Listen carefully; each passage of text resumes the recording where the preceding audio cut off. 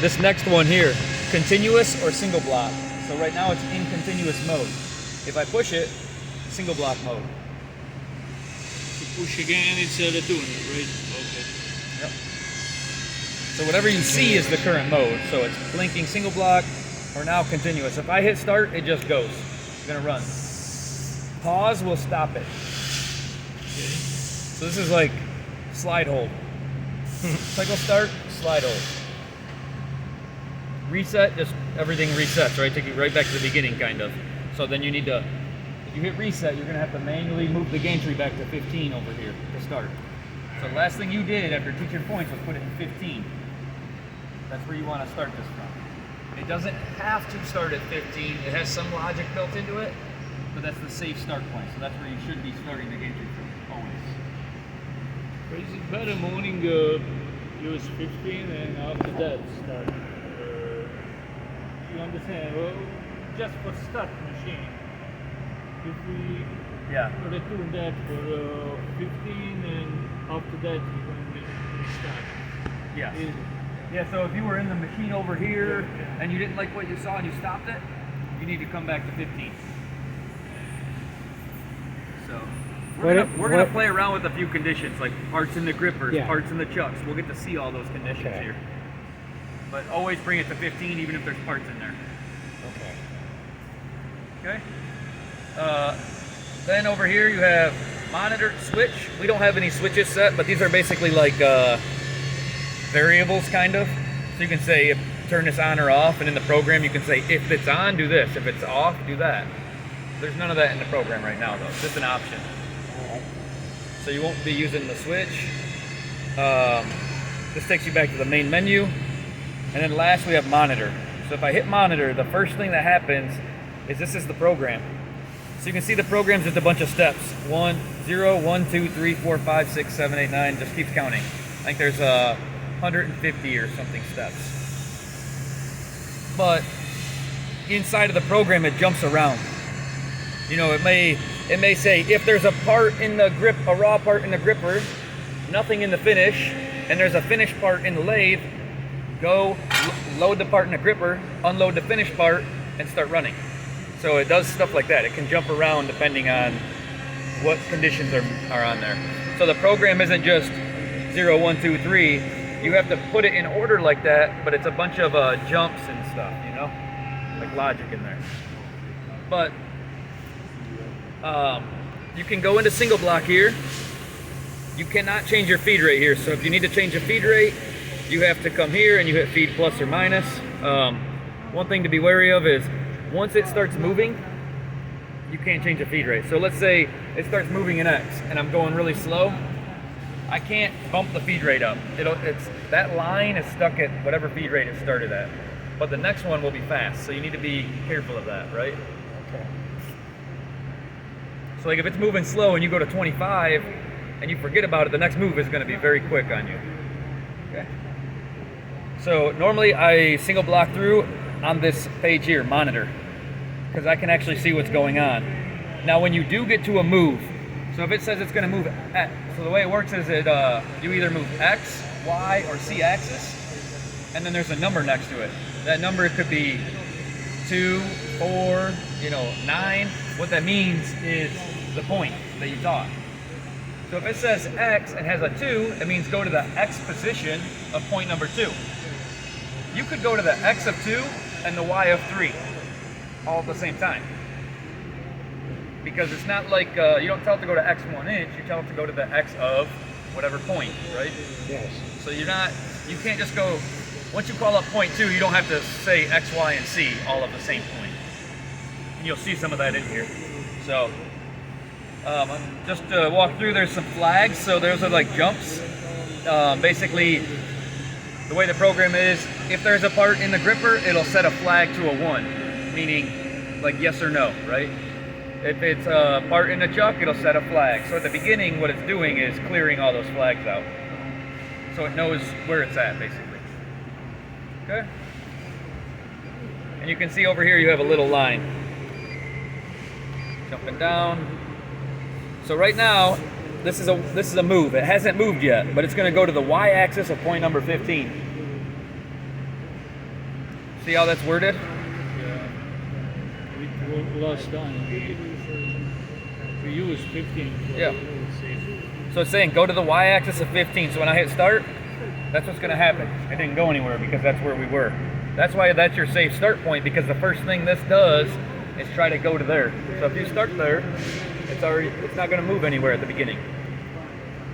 Okay, now I'm blinking on this line. It's about to tell the work feeder to start moving.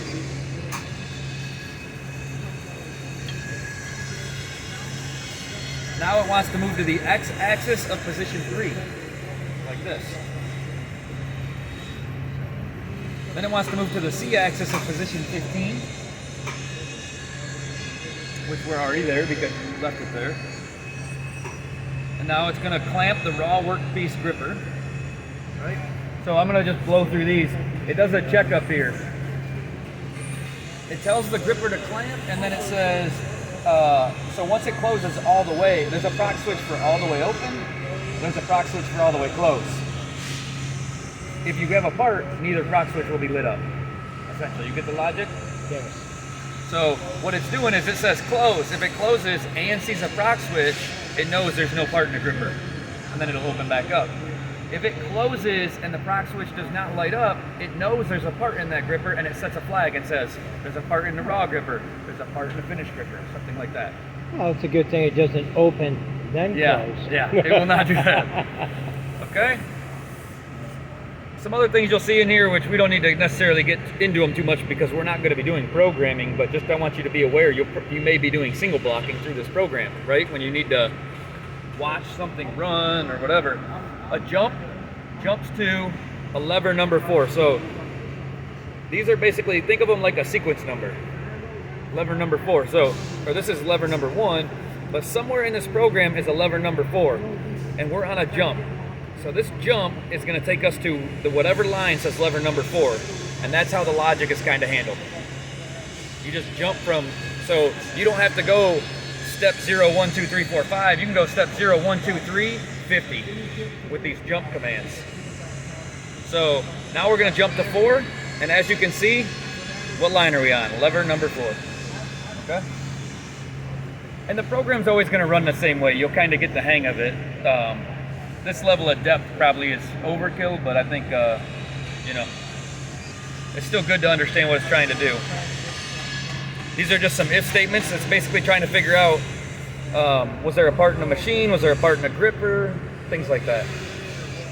So we go through those. It checks for a cycle stop, which is this button here. So let's say you had this set up and you tell it to run you 50 pieces, but you want it to stop for some reason after it gets done running whatever part is running. So it's running a part, you see chips in there. So you hit this, it'll let it finish the cycle, it'll unload the part, set it over there, and then it'll go up to 15 and just wait. Then you can take it out of cycle stop and hit start again on here, and it'll just pick up and keep running again. So sometimes what you may do, and we'll test these features, these functions out. If I had this light on and I tell it to start, it'll do the gripper check, and then it will just end. Because it says, I don't need to load any parts, because you're telling me not to run any more parts. That's basically what that button is. Okay, so now I'm moving to the x-axis of position 2. That's what 5% rapid looks like. Pretty slow. So if I want to move that, remember I come back here and I can hit feed up. And you see down here I'm at 25%. So you jump from 5 to 25, and I'll show you. 25 is a decent speed. It's not, it only goes up to 100. And I can tell you, 100 is more than 4 times faster than 25. You would think it's like 25 is a quarter of the way. It's not a quarter of the way. 100 is very, very fast. When you're at 100, the only time you ever run 100 is because you already watched it run through at a lower feed rate and you know it looks good. Because I'm telling you, it's faster than you can react, for sure. Okay. So I'm gonna move to the y-axis. Oh, there's this other code in here. Simultaneous start, simultaneous end. You see it, sim start, sim end? whatever is between these two codes happens at the same time. So it's going to try to move to the y-axis of 3 and the c-axis of 2 all at the same time. Okay. So that's pretty safe. Yeah. So usually when I'm teaching, I stay at 5 and 25. I don't go any faster than that because you see 25 is decent. Yeah. And now your cycle time is going to be like 10 minutes. You probably never really need to run the gantry over 50%. Because if that's 10 minutes, the load and unload time is probably going to be somewhere between, I don't know, 8 and 20 seconds or something like that, or 10 and 20 seconds, depending on the feed rate you use. So, you know, you're not saving a lot of time, but you're making the gantry run around really fast. Okay? Make sure the work stocker is ready for a part. Make sure it can, there's a raw part here to grab. Now it's going to move the y-axis of 2. So it is actually going to feed onto the part here, from up here. I'm going to drop the feed rate back down to 5 for that move. And again, pause will stop it. So what I usually do is I hit start and quickly put my thumb back on pause just to be ready for it, okay? If you stop it with e-stop, it'll stop everything. So you notice, did you notice how it slowed down there? A lot of the points will have to do that automatically. So it kind of came in, then it slowed down. Okay. Now it's gonna grab with the raw gripper, dwell for 0.3 seconds, then make sure that it actually grabbed a part. And it did grab a part. So now it's going to take the y-axis back up to 3. Now it's simultaneously going to move the C to position 10. So it knows that it wants to load in the chuck. It doesn't care about the C of 9 and the C of 6 or any of that. It's just getting ready to put it in the chuck. Okay?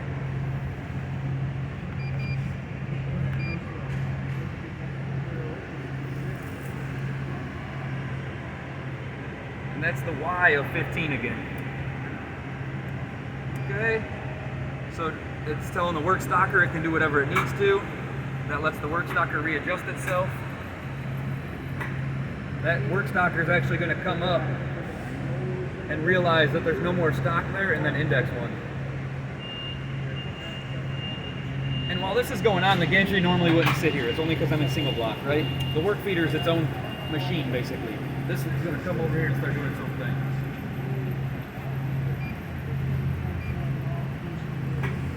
Okay. So I'm going to bump the feed back up to 25 only for this next move.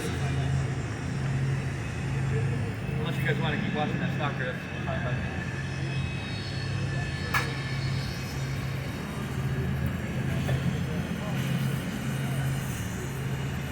You don't like it? No, it's amazing. Yeah.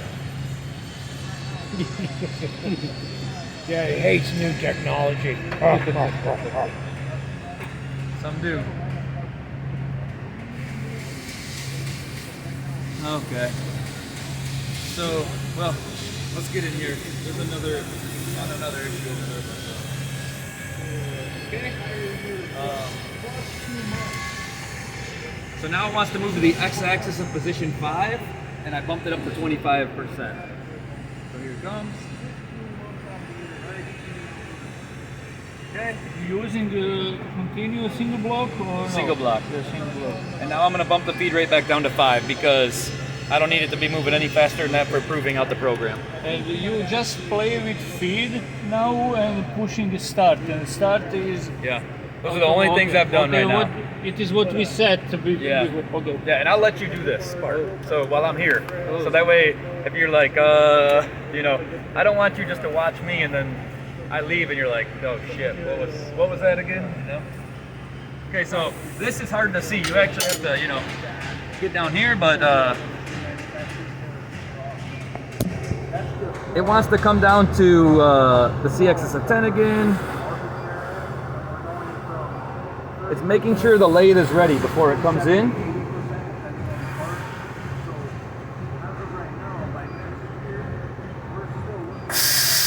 It's running the air blow on the sub spindle, bringing the y-axis down.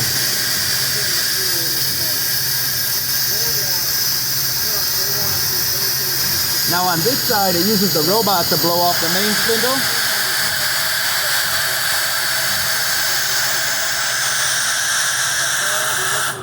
Then it turns both of them off. So while it's coming down, it starts blowing off your finished part.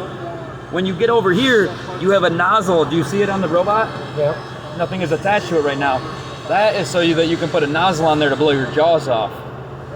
So that way you can use, the reason we do that is you have a nozzle over here on your main spindle. Do you see it? Yep. That is more for transferring. Then the robot one you can reserve for loading parts. Like I see that air nozzle in one direction. Does it ever like spin, like your gripper there, or? It should have been spinning. It should have been spinning the main spindle. No. I mean, your robot grippers. They don't end or turn. No, the robot grippers do not. No. Okay.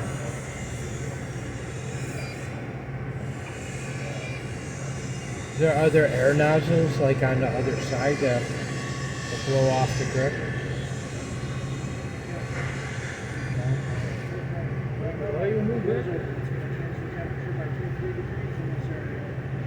Hmm.